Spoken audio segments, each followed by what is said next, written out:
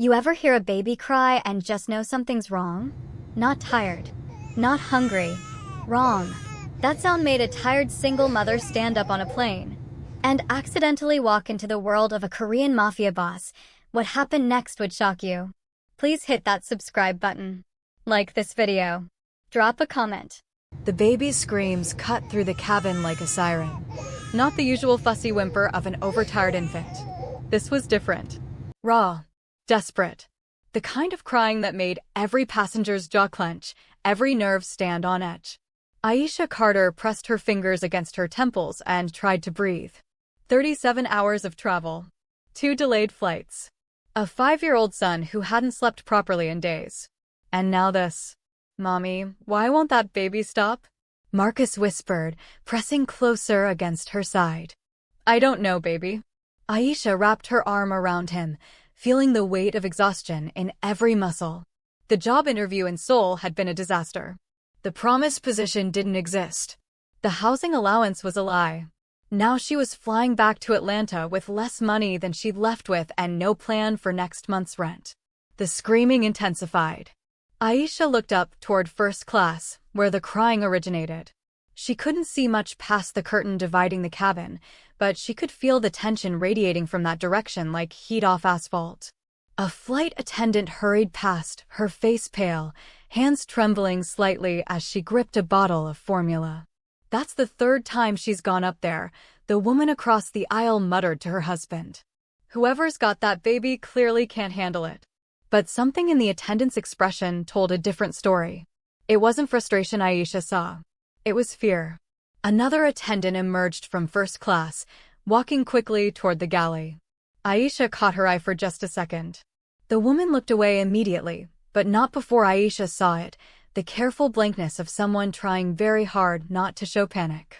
The baby's cries grew more desperate, more pained. Aisha had heard that sound before. Marcus had colic as an infant.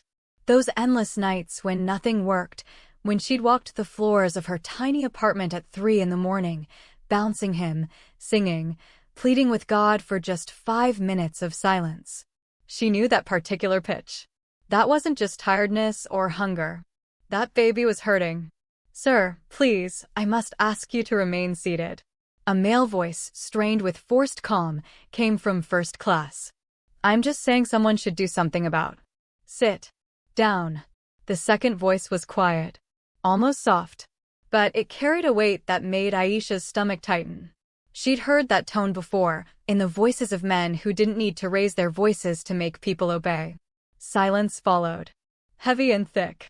Then the crying started again, somehow more broken than before. Aisha shifted in her seat. Marcus had finally dozed off against her shoulder, exhausted. She should leave it alone. Mind her business.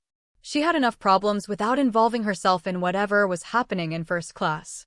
But the baby kept crying. She closed her eyes and saw Marcus at 3 months old, his little face red and scrunched, his fists clenched so tight his knuckles went white. She remembered the helplessness, the desperation, how she'd tried everything the book said and nothing worked until one night, completely by accident, she'd held him differently, more upright, with pressure on his belly, and he'd finally stopped screaming. The sound from first class changed. The baby was starting to choke on her own cries. Aisha opened her eyes. Before she could talk herself out of it, she pressed the call button. A young flight attendant appeared almost instantly, probably grateful for an excuse to escape the tension up front. Yes, ma'am. Can I get you something? The baby crying, Aisha said quietly. How long has that been going on? The attendant's professional smile faltered. We're doing everything we can to help the passenger, but has anyone checked if the baby might have gas? Or colic? I don't think the passenger would appreciate. That baby is in pain. Aisha kept her voice low but firm. Not just fussy. Actually hurting. I can hear it. The attendant glanced toward first class, then back at Aisha. Something shifted in her expression. Do you have experience with infants? I have a son. He had severe colic. That sound, I know that sound. The attendant bit her lip, clearly weighing something. The passenger in question he's traveling with security. Multiple security personnel. They've made it very clear that no one is to approach without permission. Aisha's stomach dropped. Security? What kind of? The attendant leaned closer, her voice barely above a whisper.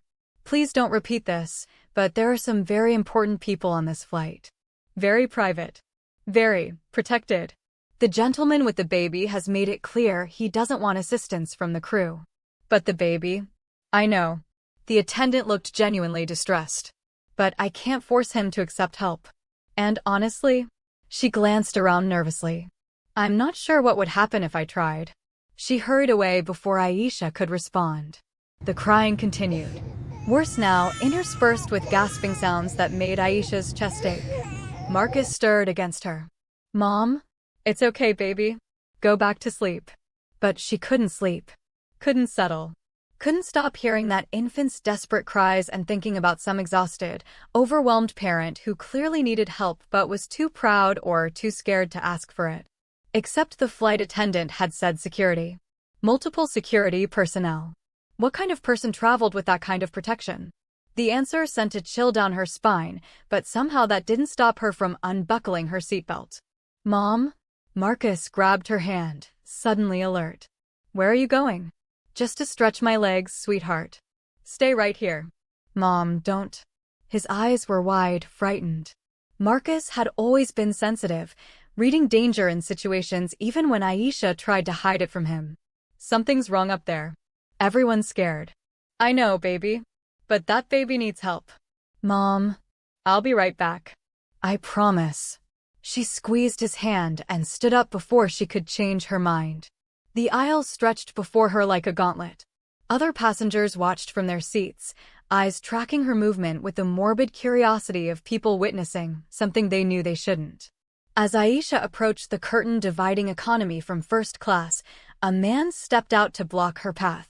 He was tall, Korean, built like he spent his life in a gym, wearing a dark suit that probably cost more than Aisha's car.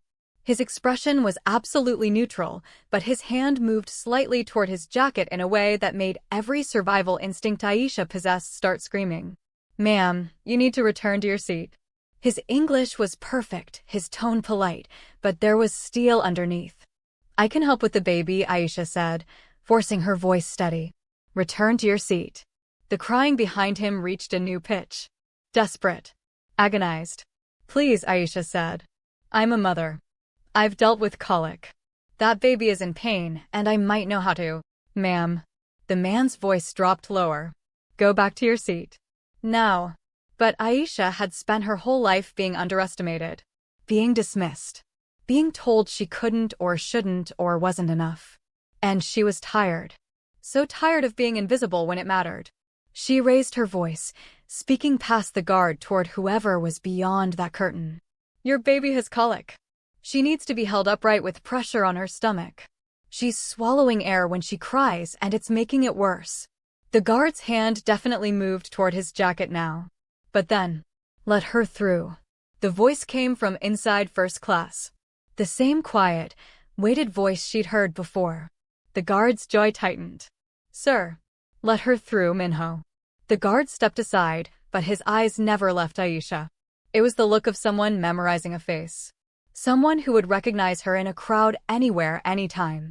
Aisha's hands were shaking as she pushed through the curtain. First class was another world. Leather seats. Soft lighting. Space to breathe. And at the center of it, a man holding a screaming infant with the careful distance of someone who'd never learned how. Lee Kong-jin looked exactly like what he was, dangerous. Mid-40s, Korean, dressed in a suit that screamed money and power. His hair was perfectly styled, his expression controlled, but his eyes were devastated. 3 more men in dark suits stood around him, their positions strategic, their attention split between Aisha and the cabin exits. These weren't just bodyguards. These were soldiers. But all Aisha could focus on was the baby. Maybe 4 months old, her face red and soaked with tears, her little body rigid with pain. Her cries had gone hoarse. She'd been at this for a long time. You said you can help. Lee Kong-jin's voice was flat, emotionless, but Aisha could hear the desperation underneath. I think so. May I? For a long moment, he just stared at her, assessing, calculating, probably deciding if she was a threat. Then, very slowly, he stood and offered her the baby. The infant felt hot in Aisha's arms, her little body trembling with exhaustion. Up close, Aisha could see the signs clearly, the way she pulled her legs up, the rigidity in her torso, the clenched fists. "How long has she been crying?" Aisha asked, already adjusting the baby's position, bringing her upright against her shoulder. 3 hours on the plane. Before that, Li Kongjin's jaw tightened. 2 days. Maybe 3.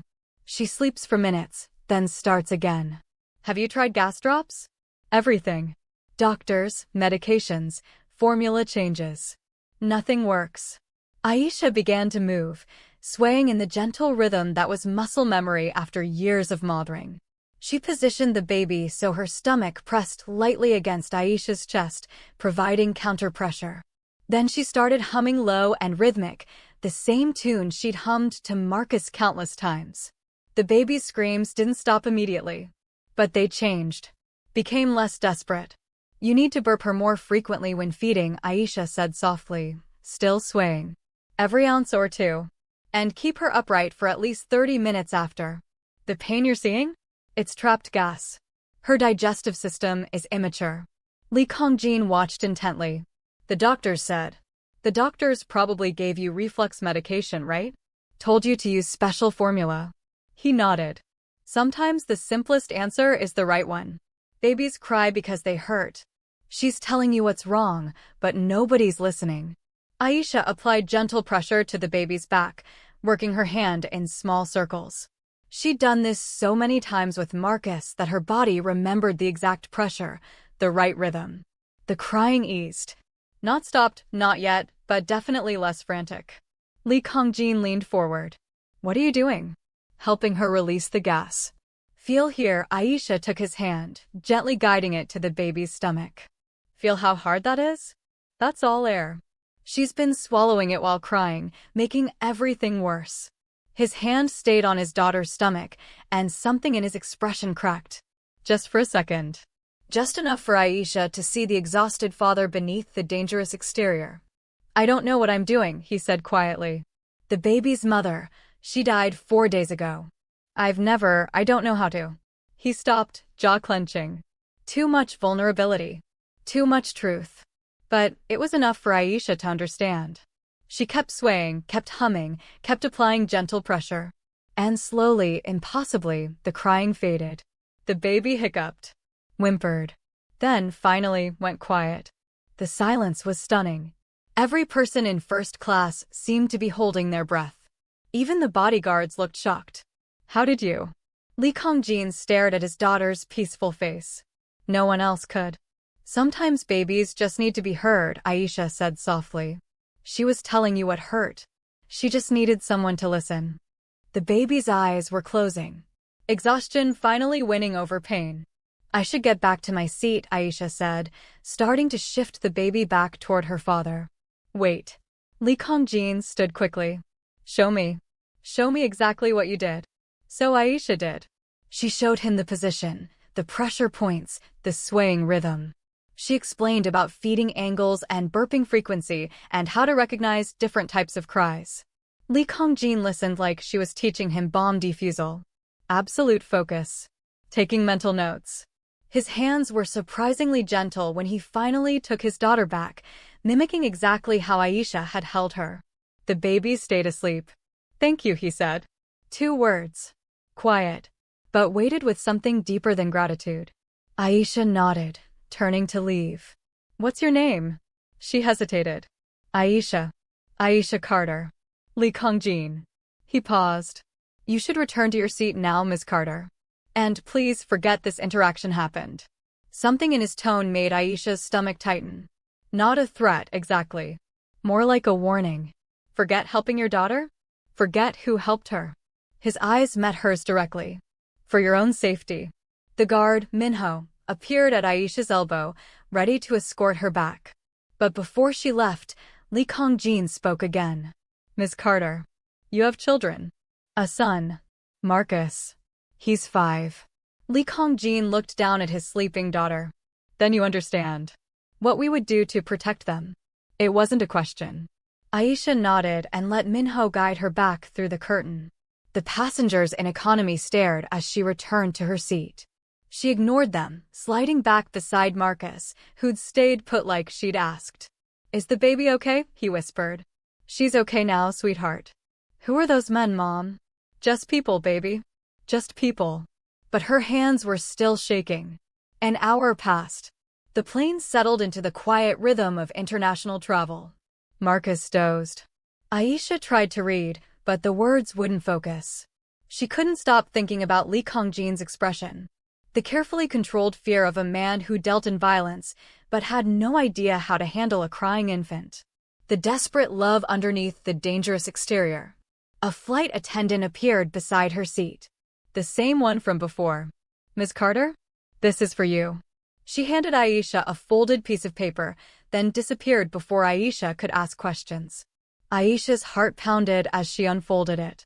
The handwriting was precise, controlled. Asterisk, "You have good instincts, Ms. Carter. Trust them now. 3 men in economy are not who they claim to be. When we land, stay close to your son. Don't speak to anyone. Don't go anywhere alone. Someone will find you and make sure you get home safely. This is not a request. You involved yourself in something bigger than you understand. Now I will make sure you survive it. Asterisk. L." Aisha's blood went cold. She looked around the cabin with new eyes. 3 men. Not who they claim to be. There 5 rows up, an Asian man in casual clothes who'd been reading the same magazine page for an hour. There, across the aisle, another passenger who'd gone to the bathroom 4 times but never stayed longer than 30 seconds. There, near the emergency exit, a 3rd man whose eyes kept drifting toward first class. Oh God. Aisha pulled Marcus closer. He mumbled in his sleep, but didn't wake. Her mind raced. She'd helped a baby with colic. That's all. That's all she'd done. But the baby's father was someone important enough to have enemies. Someone those enemies would track across international borders. And now they'd seen Aisha go into first class. Seen her interact with him. Probably assumed she was important to him somehow. She was a target now. The plane hit turbulence. Lights flickered. In the confusion, one of the men Aisha had identified stood and started moving toward first class. He didn't make it 3 steps. Minho appeared from nowhere, blocking the aisle. No words were exchanged. Just a look. A subtle shift in posture. The man returned to his seat. But Aisha saw his hand move to his pocket. Saw something there. Something small and metallic that caught the light wrong. Jesus Christ. He had a weapon. The turbulence got worse. The seatbelt sign dinged on. Aisha's breath came too fast. She wrapped both arms around Marcus, fighting panic. This wasn't happening. This couldn't be happening. She'd just helped a baby. That's all. Just helped a baby who was crying. Another jolt. Harder this time. The emergency lights came on. The captain's voice crackled over the intercom. "Ladies and gentlemen, we're experiencing some unexpected weather. Please remain seated with your seatbelts fastened. Flight attendants, please take your seats." But Aisha saw the truth. Saw Minho and the other guards moving with purpose. Saw them positioning themselves between first class and the 3 men. This wasn't weather. This was something else. The man near the emergency exit stood again. This time, another passenger, someone Aisha hadn't noticed before, stood to block him. The tension ratcheted up instantly. "Sir, the seatbelt sign is on." The blocking passenger's voice was calm. Too calm. "Just need to use the restroom." "Sir." "Sit down." The second man's hand went to his jacket. Then everything happened at once. Minho moved like liquid, closing the distance in seconds. The man's hand never cleared his jacket. There was a brief scuffle, silent, controlled, almost invisible to the other passengers who weren't paying attention. When it ended, the man was back in his seat. Minho was standing in the aisle like nothing had happened, and the cabin settled back into tense quiet. But Aisha had seen the violence underneath the control. These people, Li Kongjin's people, weren't just bodyguards. They were killers. And she'd walked right into their world because a baby was crying. The plane began its descent into Atlanta. Aisha held Marcus so tight he woke up. Mom? You're hurting me. Sorry, baby. Sorry. As they landed, Aisha saw police vehicles surrounding the gate. Saw men in suits who definitely weren't regular airport security. The captain's voice came over the intercom again. Ladies and gentlemen, we'll be remaining on the aircraft for a few additional minutes while some passengers deplane first. Please remain seated. Through the gap in the curtain, Aisha saw Lee Kongjin stand, his sleeping daughter cradled carefully in his arms. He'd learned well. Even carrying her, he maintained the upright position, one hand supporting her stomach the way Aisha had shown him. As he moved toward the exit, surrounded by his guards, his eyes found Aisha's. He nodded once. Then he was gone. The FBI agents who boarded the plane 5 minutes later were polite but firm. 3 men were escorted off in handcuffs. Other passengers whispered and speculated. No one seemed to know what had really happened. But Aisha knew. She'd stumbled into a war. And somehow, impossibly, the most dangerous man on the plane had decided to protect her. When they were finally allowed to deplane, Aisha held Marcus's hand so tight her fingers ached. She moved through customs in a daze, expecting something terrible at every corner. But nothing happened. They collected their luggage, made it through security, started walking toward ground transportation. That's when Aisha saw him. A Korean man in a dark suit, standing by the exit. Not Minho. Someone different. But with the same controlled posture, the same dangerous calm. He caught her eye and nodded toward a black car waiting at the curb. Every instinct screamed at Aisha to run. But Lee Kongjin's note was clear. Someone will make sure you get home safely. Mom? Marcus pulled on her hand. Who's that man? I think he's our ride home, baby. The man opened the car door. Aisha saw a car seat already installed in the back. Saw juice boxes and snacks on the seat. Saw a thick envelope resting on top. She picked it up with shaking hands. Inside was more money than she'd make in 6 months. And another note. For your silence. For your kindness. For your son's future.